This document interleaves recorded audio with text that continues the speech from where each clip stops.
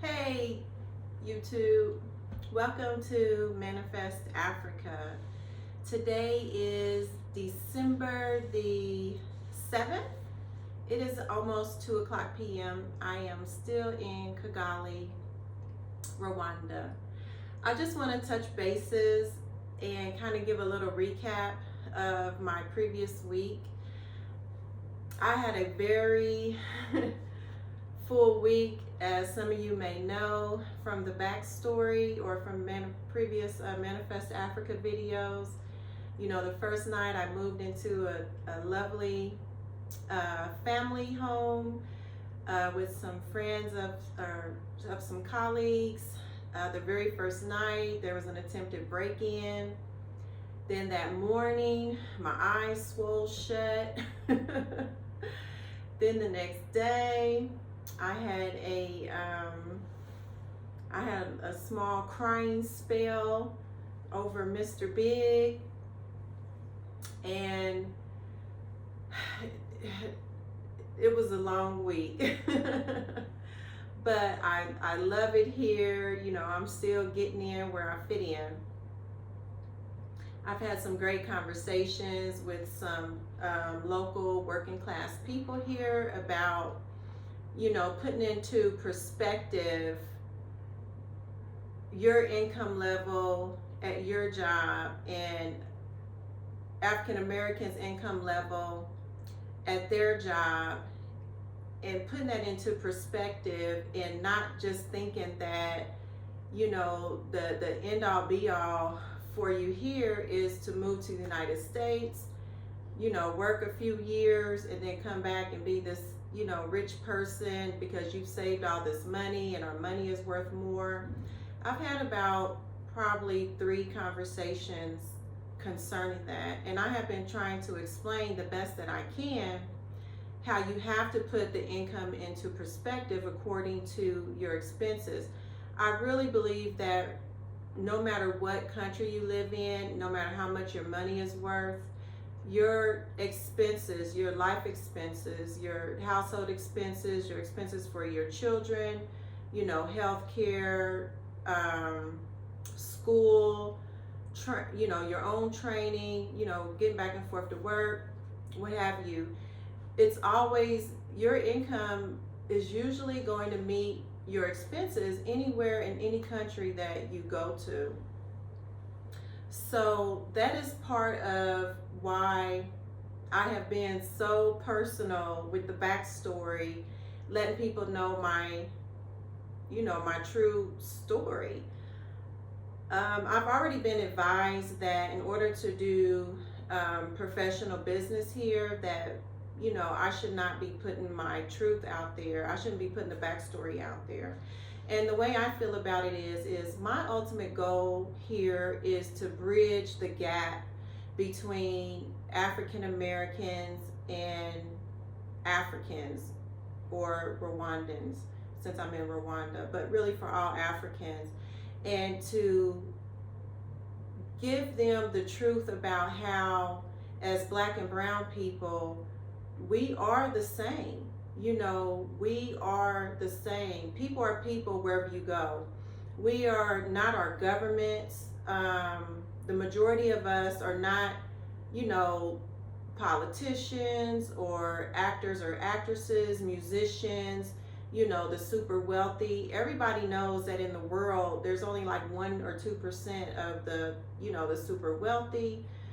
And that's really my ultimate goal with Manifest Africa and the backstory. So I understand that putting my personal life out there, that there will be some investors that feel like I'm not professional enough to do business with. And, you know, I'm not here to pretend. You know, I'm not a pretender.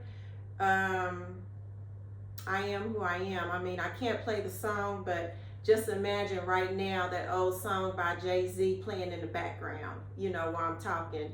I'm a hustler, baby. I just want you to know it ain't where I've been, it's where I'm about to go. You know, just imagine that playing in the background. But so people that don't respect my journey, people that want me to pretend that I'm something that I'm not, people that maybe even people that have grown up privileged, and they don't maybe necessarily relate to me starting at the bottom, and crawling my way to the top. Maybe they don't have faith in me because of my truth, from the backstory. Then those type of investors, concerning CBI, Commercial Business Integrated, they have plenty of other choices of people that pretend to be this and that. I'm just not one of them. I've never been a pretentious person, and I've been working on it, but unfortunately, I've been told by previous brokers, that I wear my emotions on my face. So it's hard for me to pretend, so I'm not worried about that. I'm here. I haven't started the actual farm area, the canvassing for the more commercial business brokerage side. I am steadily getting settled in, getting acclimated to the culture, to the area, so, when that comes, I will be, I mean, I'm able to offer the services that, high net worth investors that can relate to me and that want an honest opinion. They want to know what's going on for real, the real shit, not the fake stuff. Those are the type of investors or even small business owners that will appreciate what I have to offer professionally. So, I'm still, launch week for the social media platforms isn't for like another 2 weeks before I head to Egypt. So I'm nervous about it myself because I have let YouTube family in on the truth of my being, and I hope that it's appreciated. you know.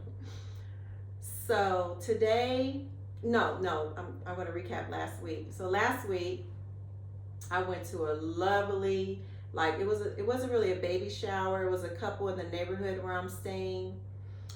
They had their baby. She actually ended up giving birth in the U.S. And so when they came back with the baby, it was just like a small little greeting shower. It was only 6 couples, myself, some kids, and then my sister, whom I'm staying with. And I wish I could have videoed it or did some type of video on, because it was beautiful. I could not understand, everything that they were saying because they were speaking in French or Kinyarwanda. So, that's really my fault that I only know one language, to be quite honest with you. I have to get on top of learning. But I could just feel the energy of it. I could see the beauty of their home. I could feel the love in the room.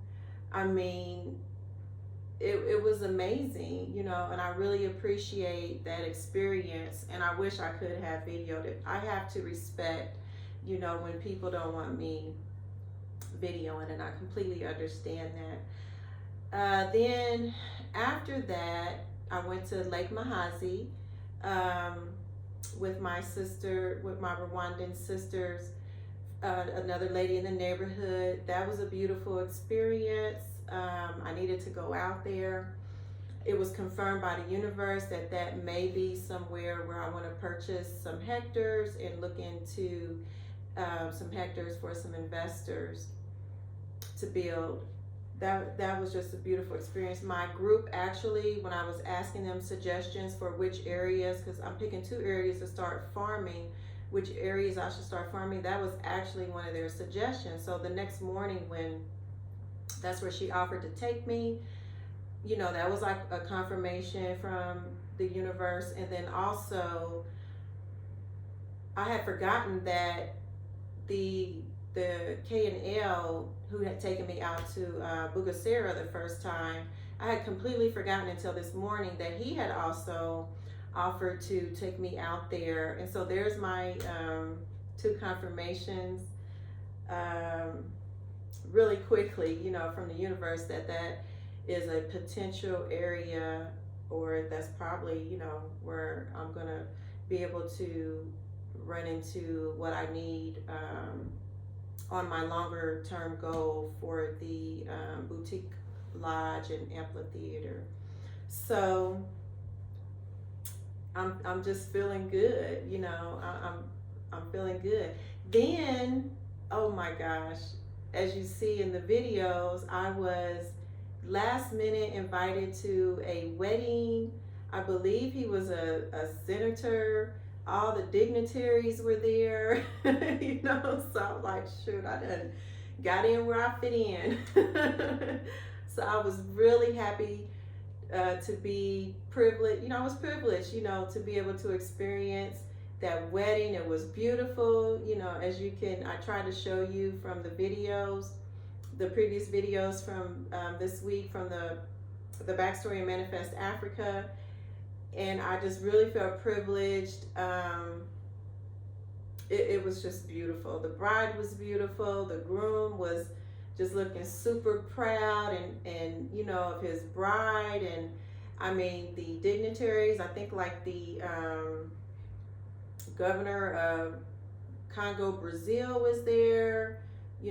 All of the head, quite a few of the senators of Kigali were there. I mean, just dignitary damn. So I just really appreciate being invited to that experience. It was beautiful. I mean, it was beautiful. I wish I could have experienced a traditional wedding, but my sister, she said that maybe this weekend there's another traditional wedding that she may be able to take me to. So I'm looking forward for that for this coming weekend. That is the second wedding in the month, because the first one, remember, was in Dubai, the Indian wedding, that I was able to witness. And so I don't know what, because I already got technically two husbands, but I don't know what, I've never had a wedding, so I would like to have a wedding, a beautiful wedding one day, and to the right husband. At any rate, I'm about to meet with my group today. I'm gonna go to one of the video colleges and see if I can get a discounted rate for some additional training for my group. My budget was always for 3, but I have 5 now, and then getting them some additional training, paying for them actually to go to another college was not in my budget. So I need to go around and negotiate, hustle up on some discounts, like a discount for 5, some donations, something. I need to support my group so that they can support their country, the economy. I've noticed that, and I've been told that people here, very little of them pay, small business taxes or pay taxes, and I was telling a person that, well, the government needs to give an incentive for small business owners, like, why should I pay my taxes, So even with my group, they were like, I was like, yeah, I'm going to pay your taxes for you, the first 2 or 3 months. They were just kind of like, wow, like they didn't understand. And I asked them, I said, what kind of, social services do you guys get for your taxes being paid? I think it maybe is something new for them. Plus they've never worked. So, and they're young. So they kind of didn't know. And they were just like, only thing, is the infrastructure, that they see. So, which is great, that's what taxes are for, is infrastructure, but I guess when you're feeling like, you're robbing Peter to pay Paul, you just got a job, and, a lot of them just feel like I'm just giving them my money for nothing. So I'm sure that mentality will change, as the years go on. I can see that the government, I looked at the master plan up until 2050 for Kigali. I mean, they're very organized, they're very professional, they're very interested in the people here, bringing the people up along with the economy. I mean, you cannot help but to see the level of organization from the government. It's really fantastic, easy to work with. Excuse me.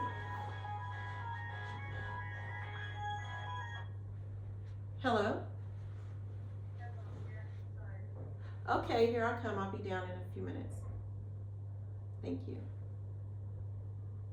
So 2 of my group members from 250 folks, they have arrived. So I'm going to go ahead and cut this short.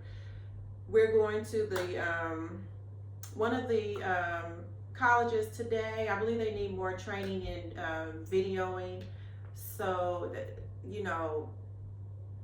that's just what I got to do. I got to get it for them. I got to hustle up on it for them. So that's what I'm going to do. We're going to meet at 5 today with the rest of the group. I'm getting ready for launch week for the social media. So that's exciting. So thank you all for watching the backstory. Please thumbs up and like and share the backstory, Manifest Africa and CBI. Subscribe. Yeah, I am enjoying myself. I love the environment. I love the beauty. Not sure if you could just see it in the background. I'm back at the Marriott. So I love the Marriott, but that situation about not reheating my food, I just had the same situation again last night. I had a hearing with the court with my dad yesterday, so they had brought my dinner like right towards that. So I ended up on the hearing and talking after for like 2 hours. So my food was cold and it was delicious. Oh, I had some kind of fish, some perch or something. It was delicious. So I wanted them to warm it for me because I got cold. So I called them. They were just like, the kitchen is busy. They didn't really refuse, but they didn't come get my food. So it is a trip. How the Marriott doesn't have microwaves, and I mean, they won't warm your food, So I put it in a refrigerator. I'm not going to be throwing food away. I'm just, I'm not going to be wasting food. And it was good too. So that's what I'm going to have today for lunch. So I'm getting ready to go down here and ask them for some containers, and I'm going to come back up here, put my food in there, go back down there and be like, I want you to warm this food up for me.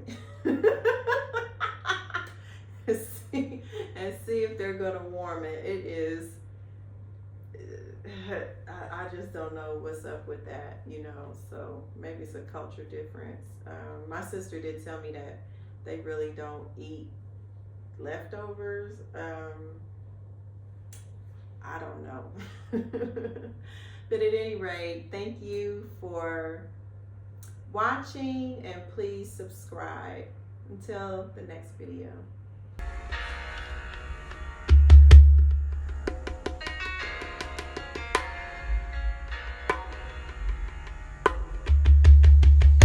She came onto the country shores